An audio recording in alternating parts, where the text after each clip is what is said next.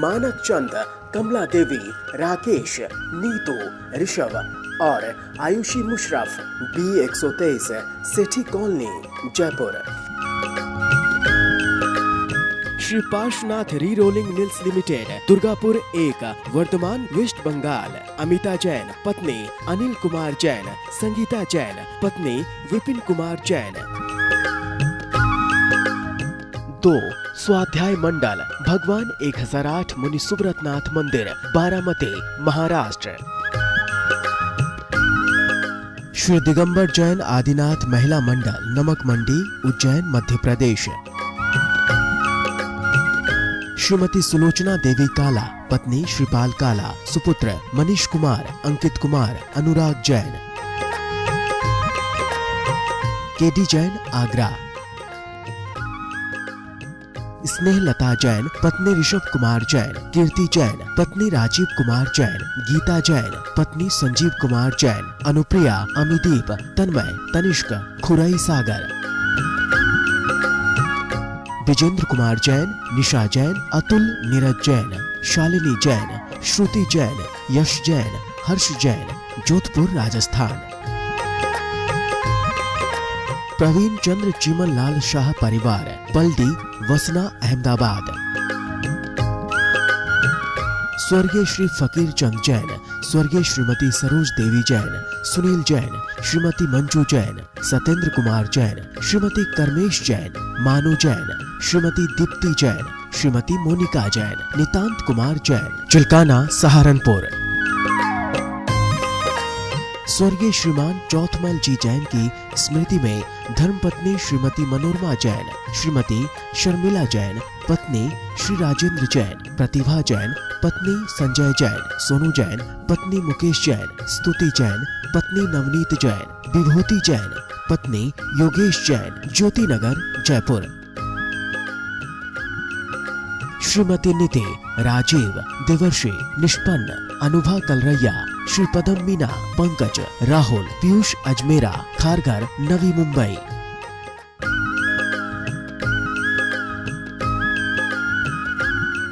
जय जिनेन्द्र।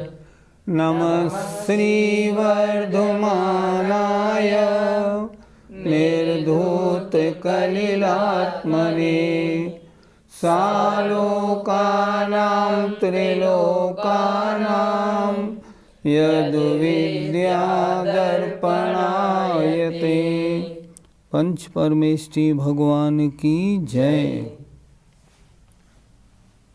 पिछली पाठशाला में मोक्ष कैसा होता है, मोक्ष में जीव कैसे रहते हैं, 8 गुणों से सहित 8 कर्म नष्ट किए, 8 गुणों को प्राप्त कर लिया। कब तक रहेंगे? अब अनंत काल तक रहेंगे। क्या कोई विकार आएगा? रंच मात्र भी नहीं। पिछली पाठशाला में बताया था, तीनों लोकों में खलबली मचा देने वाला ऐसा कोई उत्पाद भी हो जाए तो भी सिद्धों में रंच मात्र भी कोई विक्रिया विकार दिखाई नहीं पड़ता। आज प्रसंग को थोड़ा आगे और बढ़ा रहे हैं और बता रहे हैं ऐसे सिद्ध भगवान की क्या शोभा है। निःश्रेयसमधिपन्नास् त्रैलोक्यशिखामणि श्रियं दधते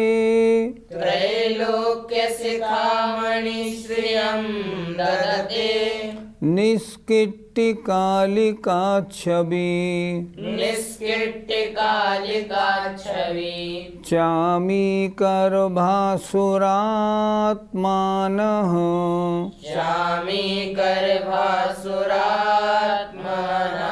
बोलिए।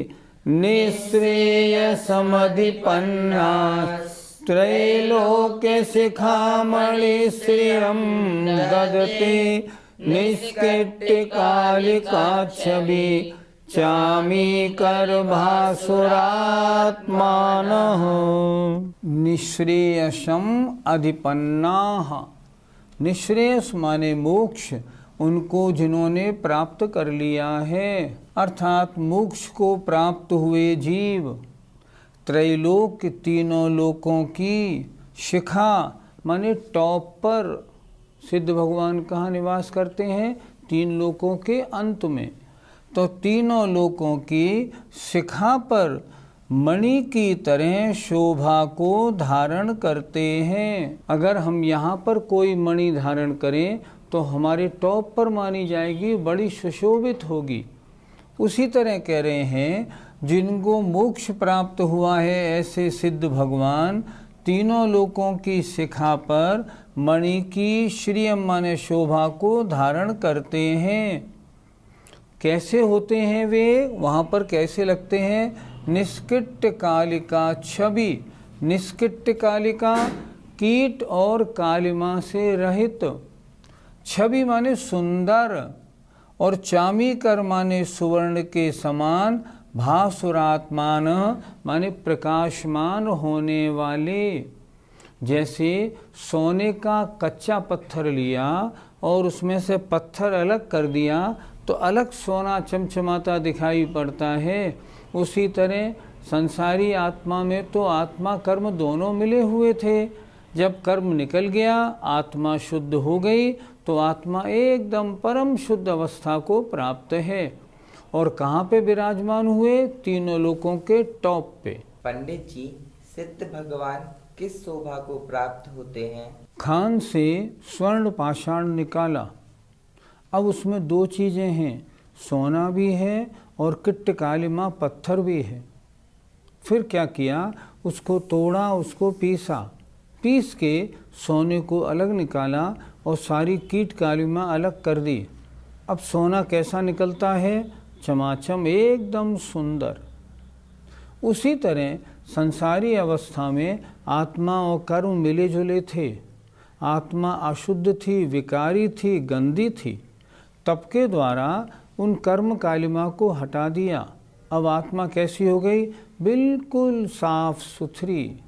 कैसी? जैसी किट्ट कालिमा से रहित सोना होता है ना, ऐसी परम शुद्ध अवस्था को प्राप्त हो गई। वे सिद्ध भगवान ऐसी परम शुद्ध अवस्था की शोभा को प्राप्त होते हैं। पंडित जी, क्या मुक्त जीवों में रंच मात्र भी राग द्वेष नहीं होता? राग द्वेष आत्मा के गुण नहीं है। आत्मा जब कर्म सहित होता है तब चारित्र मोहिनी के उदय से आत्मा की जो विकारी अवस्था होती है उसके कारण राग द्वेष होते हैं। अब सिद्ध भगवान में आत्मा का शुद्ध स्वरूप प्रकट हो गया। कर्म रंच मात्र भी नहीं, 0.00001% भी नहीं, बिल्कुल नहीं। जब कर्म ही नहीं है फिर आत्मा में विकारी अवस्था बनेगी कैसे? इसलिए सिद्ध भगवान में चाहे करोड़ों वर्ष गुजर जाएं फिर भी रंच मात्र राग द्वेष होता नहीं, होने की संभावना भी नहीं होता। पंडित जी, सिद्ध भगवान की इंद्रियां तो होती नहीं है, फिर वह जानते कैसे होंगे? आत्मा जब कर्मों से लिप्त होती है तब वो जानती तो है पर अन्य की सहायता से जानती है। तुमने आँख से कुछ देखा, मैंने आँख से देखा तोता, तो आँख ने देखा तोता या आत्मा ने देखा तोता? तोता तो आत्मा ने देखा, पर आँख से देखा। आँख की मदद क्यों पड़ी? क्योंकि अभी कमज़ोर है, ज्ञानावर्णी कर्म का क्षय उपशम नहीं। अगर केवल ज्ञान होता ना तो बिना इंद्रियों के आत्मा से सीधा जानता। जानने वाला तो आत्मा ही है। जिसे कम दिखता है ना वो चश्मा लगा के पूरा देखता है। अब प्रश्न है, देखना चश्मे का काम है या आत्मा का? आत्मा का। पर चश्मा क्यों लगाया? क्योंकि नेत्र दृष्टि कमज़ोर होने के कारण आत्मा पूरा नहीं देख पा रहा। इसलिए जो नेत्र के विकार को दूर करने के लिए चश्मा लगाया, बाकी देखने वाला तो आत्मा ही है। इसलिए इंद्रियां नहीं होने पर भी सिद्ध भगवान अपनी आत्मा के द्वारा तीनों लोकों में जितने भी द्रव्य हैं उनकी त्रिकालवर्ती अनंतानंत पर्यायों को एक साथ क्रम रहित जानते हैं। ऐसी महिमा है उनकी। पंडित जी, सिद्धालय में इतनी आत्माएं निवास करती हैं तो क्या उनमें आपस में बाधा नहीं होती? आत्मा, शुद्ध आत्मा में एक गुण है सूक्ष्मत्व, जिसके कारण एक में एक अनंत आत्माएं भी प्रवेश कर जाएं तो भी किसी को कोई रुकावट नहीं होती। हम पढ़ते भी तो हैं पूजा में, जो एक माही अनेक राजें, अनेक माही एक लों, एक में अनेक विराज जाते हैं और अनेकों में एक विराजते हैं। जो एक माही अनेक राजें, अनेक माही एक लों, एक अनेक की नाहि संख्या, नमु सिद्ध निरंजनो। एक और अनेक की कोई संख्या गिनती नहीं जिनकी, ऐसे सिद्ध भगवान को हम बारंबार नमस्कार करते हैं। सूक्ष्मत्व गुण के धारी हैं, एक में अनंतों चले जाएं तो भी किसी में किसी को कोई आपत्ति होती नहीं। सूक्ष्म है, बाधा का क्या काम। पंडित जी, परमात्मा कितने प्रकार के होते हैं? आप बच्चे लोगों भूल जाते हो। जब आपने 6 डाला पढ़ा था ना, तब क्या पढ़ा था? सकल निकल परमात्म द्वैविधि, तिनमें घात निवारी, श्री अरिहंत सकल परमात्म लोकालोक निहारी। और ज्ञान शरीरी त्रिविधि कर्म मल वर्जित सिद्ध महंता, ते है निकल अमल परमात्म भोगें शर्म अनंता। कितना अच्छा लिखा है 6 डालाकार ने। परमात्मा 2 प्रकार के, एक सकल परमात्मा, एक निकल परमात्मा। सकल, कल माने होता है शरीर, एक शरीर सहित परमात्मा अरहंत भगवान, एक निकल शरीर रहित परमात्मा अर्थात सिद्ध भगवान। परमात्मा 2 प्रकार के हैं, सकल परमात्मा अरहंत परमेष्टि और निकल परमात्मा सिद्ध परमेष्टि। दोनों को हम भाव सहित बारंबार नमस्कार करते हैं। संलेखना करने वालों को मोक्ष कैसा प्राप्त होता है, मोक्ष में कैसी शोभा होती है, क्या वहाँ आनंद होता है, वो सब बता दिया। अब संलेखना धारण करने वालों को स्वर्ग के सुख, इंद्रादि सुखों की प्राप्ति होती है, उसको अगले श्लोक में आचार्य बता रहे हैं। पूजार्थाग्यैश्वर्यैर, बल परिजन काम भोग भूयिष्ठैः, बल परिजन काम भोग भूयिष्ठैः, अतिशयित भुवन मदभुत, अतिशयित भुवन मदभुत, मभ्युदयं फलति सद्धर्मः, मभ्युदयं फलति सद्धर्मः। बोलिए। पूजार्थाग्यैश्वर्यैर बल परिजन काम भोग भूयिष्ठैः, अतिशयित भुवन मदभुत, मभ्युदयं फलति सद्धर्मः। पूजा अर्थ माने धन और आज्ञा के ऐश्वर्य को जो समाधि धारण करते हैं और समाधि को अतिचार रहित संपूर्ण करते हैं, ऐसे महान ज्ञानी चारित्रवान जीवों को क्या प्राप्त होता है? या तो मोक्ष, और मोक्ष न हो तो स्वर्गों के सुखों की प्राप्ति होती है। और वो भी छोटे मोटे निचली जाति के नहीं बनते, ऊपर इंद्र आदि उनमें पैदा होते हैं। देखें, पूजा माने प्रतिष्ठा, अर्थ माने धन और आज्ञा के ऐश्वर्य को, और बल माने शक्ति, परिजन माने परिवार, और काम माने 5 इंद्रियों के विषय, और भोग इनसे परिपूर्ण, और अतिशयित माने आश्चर्य का आश्चर्य युक्त करने वाले। ऐसे भुवन अर्थात तीनों लोकों को आश्चर्य युक्त करने वाले ऐसे अद्भुत अभ्युदयम सांसारिक सुखों को, इंद्र आदि के सुखों को, सद्धर्म संलेखना धर्म को अच्छी प्रकार पालन करने वाले जीव फलती प्राप्त होते हैं। जो संलेखना को निरतचार संपूर्ण करते हैं सद्धर्मः, उन्होंने धर्म का अच्छी तरह से पालन किया है। अब उनको क्या मिलेगा? देखिए, उनको पूजा प्रतिष्ठा मिलेगी, अर्थ धन मिलेगा, आज्ञा चलेगी, इसके ऐश्वर्य को प्राप्त होते हैं। और बल, शक्ति, परिवार, पांचों इंद्रियों के भोग, सब तरह के इनसे परिपूर्ण और अतिशयित भुवन, संसार को आश्चर्यचकित करने वाले ऐसे अतिशय, ऐसे अद्भुत अभ्युदयम सांसारिक सुखों को संलेखना धर्म को अच्छी प्रकार पालन करने वाले जीव फलती प्राप्त होते हैं। जैसे सीता का जीव ऊपर क्या बना? 16वें स्वर्ग में प्रतीन्द्र बना, संलेखना सहित मरण करके बना। इसी प्रकार पंडित जी, संलेखना को धारण करने वाले जीव स्वर्ग ही क्यों जाते हैं, अन्य गतियों को क्यों नहीं जाते? नियम ऐसा है, जिन जीवों के नरकायु, तिरंचायु, मनुष्यायु का बंध हो गया हो, वे व्रतों को धारण नहीं कर सकते।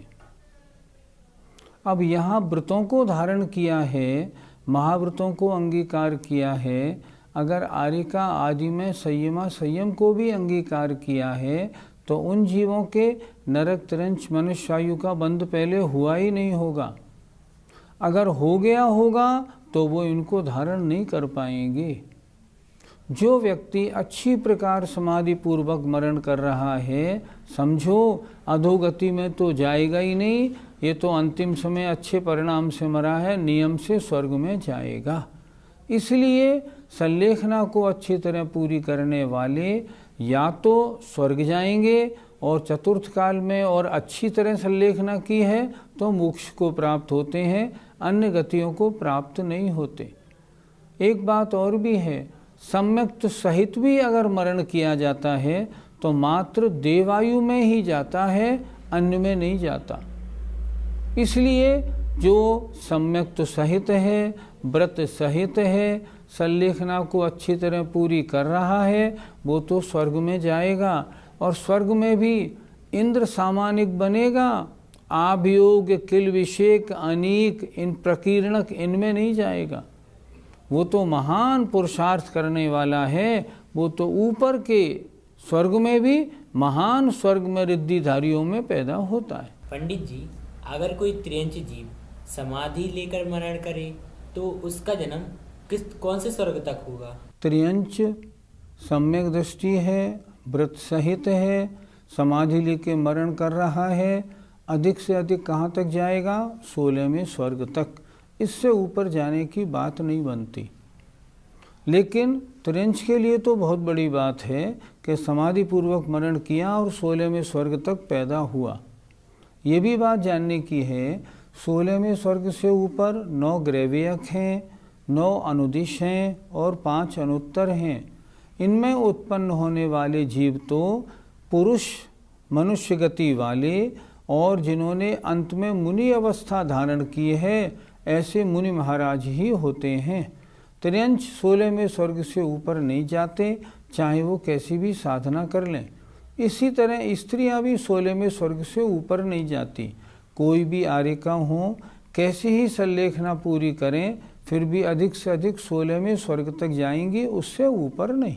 पंडित जी, वर्तमान में संलेखना धारण करने वाले जीव किस स्वर्ग तक उत्पन्न हो सकते हैं? स्वर्ग में उत्पन्न होने का संबंध संघनन के साथ होता है। अच्छी तरह विषय समझें। जैसा सहनन वैसी उत्पत्ति। कहते हैं पंचम काल में 3 हीन संघनन पाए जाते हैं। एक अर्धनाराज, एक कीलक और असंप्राप्ता सुरपाटिका। लेकिन लगता ऐसा है हम सब लोगों के जो वर्तमान में हम हैं, हम सब लोगों के लगभग असंप्राप्ता सुरपाटिका सैनन हैं। आप पूछेंगे ऐसा आप क्यों कह रहे हैं? क्योंकि हमारी आपकी सबकी हड्डियां नसों से बंधी हुई हैं, उनमें वो बोल्टेड नहीं है, खांचों में फंसी हुई भी नहीं है। इसलिए पंडित रतनचंद जी मुख्तियार ने लिखा, वर्तमान में सभी जीवों के लगभग असंप्राप्ता सृपाटिका सेनन पाया जाता है। यद्यपि आचार्यों ने यह भी लिखा है कि पंचम काल में 3 सेनन पाए जाते हैं, अर्धनाराज, कीलक और असंप्राप्ता सृपाटिका। अगर कोई जीव अर्धनाराज सेनन वाला हो और अच्छी तरह समाधि करे तो 16वें स्वर्ग तक उत्पन्न हो सकता है। कोई जीव कीलक सेनन वाला हो, अच्छी तरह समाधि करे तो 12वें स्वर्ग तक जा सकता है। और हम और आप जनरली जो असंप्राप्ता सृपाटिका सेनन वाले हैं, अगर हम अच्छी से अच्छी समाधि करें तो भी 8वें स्वर्ग से ऊपर नहीं जा सकते, क्योंकि असंप्राप्ता सृपाटिका सेनन वालों के परिणामों में ध्यान या एकाग्रता, बाहर की आपत्तियां आने पर भी मन के अंदर जो एकदम स्थिरता होती है ज़्यादा नहीं हो पाती। आत्मा की समता परिणामों में स्थिरता रहना भी शारीरिक सहनन के ऊपर आधारित तो होता है। अगर सहनन नहीं है तो फिर आत्मा के परिणामों में एकाग्रता नहीं बनती, डावाडोलपना रहता है। मैंने एक दिन आचार्य को पूछा था, आचार्य मैं किसी डॉक्टर को बोलूं कि मेरे जोड़ों में थोड़ा ऑपरेशन करके मुझे ये बता दो मेरा सहनन कौन सा है, असंप्राप्ता सृपाटिका है, कीलक है या अर्धनाराज है। आचार्य ने कहा, नहीं, कोई भी डॉक्टर चाहे सर्जन हो वो तुम्हारी हड्डियों का ऑपरेशन करके तुम्हारा सहनन नहीं बता सकता। सहनन बताने का काम फिलहाल नहीं है। हाँ, अगर ध्यान में बहुत अच्छी स्थिरता बनती है तो कदाचित कीलक या अर्धनाराज सहनन होता है, वो भी किसी बिरले के होता हो, जनरली नहीं। वर्तमान में असंप्राप्ता सृपाटिका सहनन का बाहुल्य है, अर्थात हम और आप में से कोई बहुत अच्छी समाधि करे तो 8वें स्वर्ग तक हमारी उत्पत्ति हो सकती है, उससे ऊपर नहीं। पंडित जी, संलेखना धारण करके जो जीव स्वर्ग में जाते होंगे वहाँ उनका आचरण कैसा होता होगा? जैसे यहाँ से संस्कार लेके जाएंगे वैसा उनका आचरण रहेगा।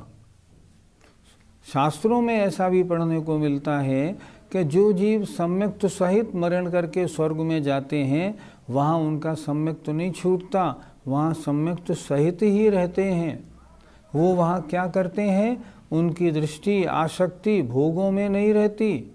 वो निरंतर क्या करते हैं, चलो सीमंदर स्वामी के सवय शरण में दिव्य ध्वनि सुनते हैं, चलो नंदीश्वर दीप पंचमेरु की वंदना करते हैं। वो निरंतर अपने पूजा पाठ स्वाध्याय में दत्तचित्त रहते हैं। और ऐसे महान जीव अगर मान लो लौकांतिक बन गए फिर तो बात ही क्या है। सारे जीवन वैराग्य वर्धक कथाएं, एकदम आत्मा को पवित्र करने वाली चर्चाएं वहाँ बनी रहती हैं। जैसे संस्कार यहाँ से लेके आदमी जाता है वैसे ही संस्कार उसके वहाँ रहते हैं। तो संलेखना सहित मरण करने वाले स्वर्गों में झाके भी भोगों में नहीं उलझते। अपनी सामर्थ्य के अनुसार अधिक से अधिक उनकी कोशिश यही रहती है जैसे बने वैसे अपना ये सारी देव पर्याय धार्मिक कार्यों में ही मैं अपनी गुजारूं, इसी तरह करते हैं। संलेखना का फल स्वर्ग और मोक्ष है। हम सभी को अच्छी प्रकार आज आचार्य महाराज संलेखना का ये पूरा अध्याय पूरा कर रहे हैं, तो हम सबको भी संकल्प बना ही लेना चाहिए कि हमारे इस पर्याय के अंत में शरीर छोड़ने से पूर्व संलेखना धारण करेंगे ही। जय जिनेन्द्र। मानक चंद, कमला देवी, राकेश, नीतू, ऋषभ और Ayushi Musharraf, B123, Sethi colony, Jaipur. Shri Parshwanath re rolling mills limited, Durgapur 1, Bardhaman, west Bengal. Amita Jain, पत्नी अनिल कुमार जैन, संगीता जैन, पत्नी विपिन कुमार जैन। 2, स्वाध्याय मंडल, भगवान 1008 मुनि सुब्रतनाथ मंदिर, बारामती, महाराष्ट्र। श्री दिगंबर जैन आदिनाथ महिला मंडल, नमक मंडी, उज्जैन, मध्य प्रदेश। श्रीमती सुलोचना देवी काला, पत्नी श्रीपाल काला, सुपुत्र मनीष कुमार, अंकित कुमार, अनुराग जैन। केडी जैन, आगरा।